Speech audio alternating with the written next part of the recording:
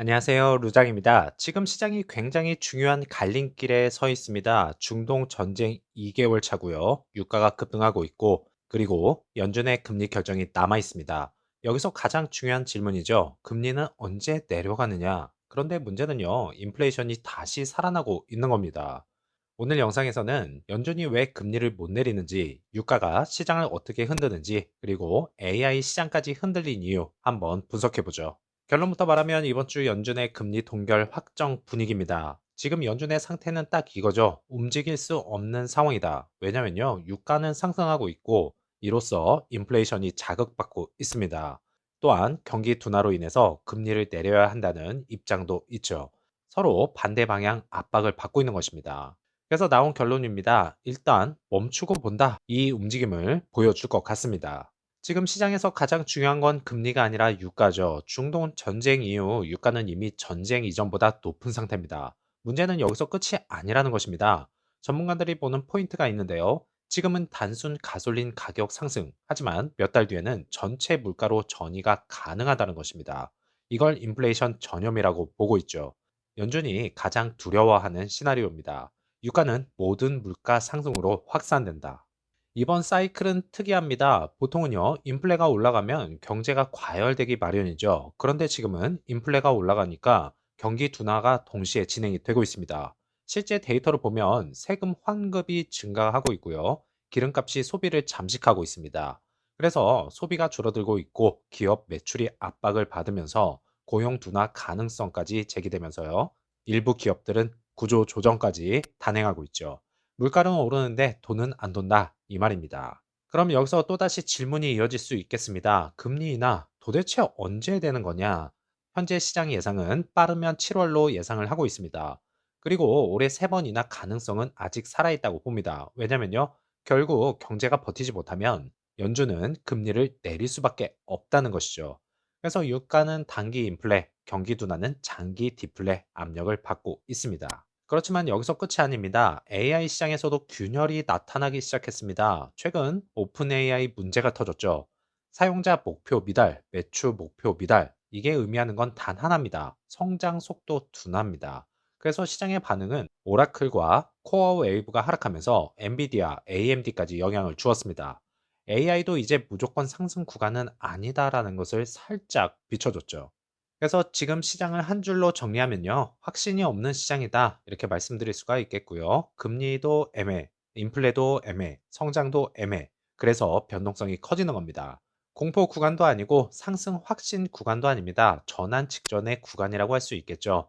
EV 섹터주는 테슬라는 마이너스 0.7%, 리비아는 마이너스 3%, 루시드는 마이너스 1% 하락했고요. 종가는 5.87불이었습니다. 저점은 5.8불이었고요. 거의 바닥 직접 테스트 중에 있습니다.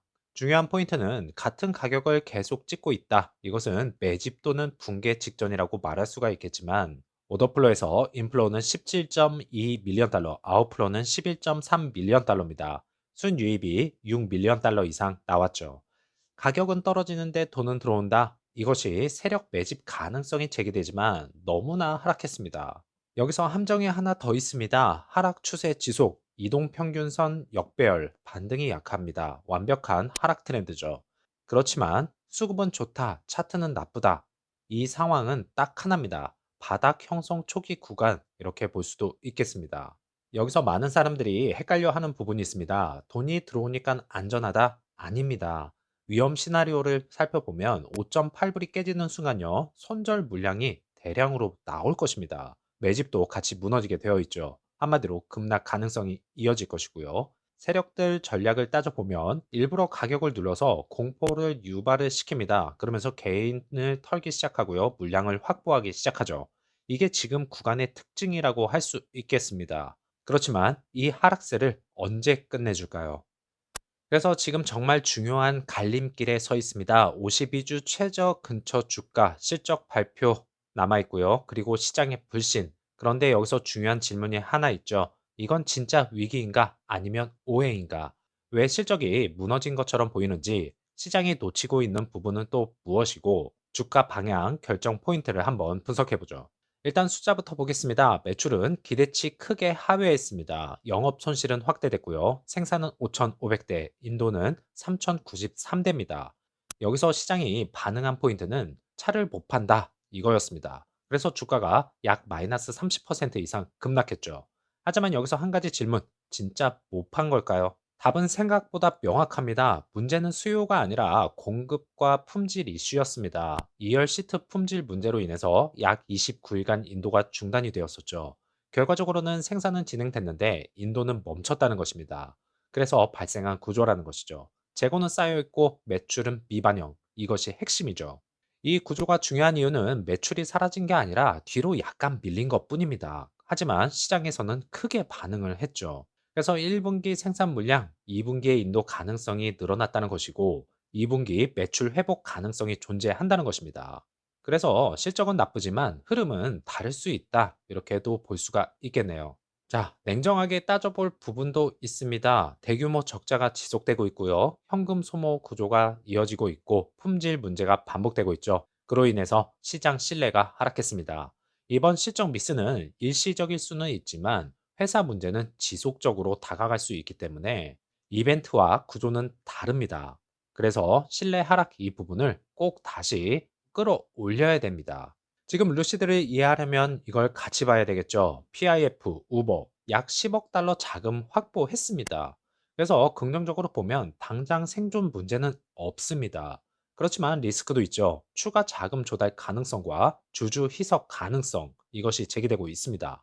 망할 회사는 아니다. 하지만 투자 매력은 아직 애매하다. 이렇게 시장을 판단하고 있죠.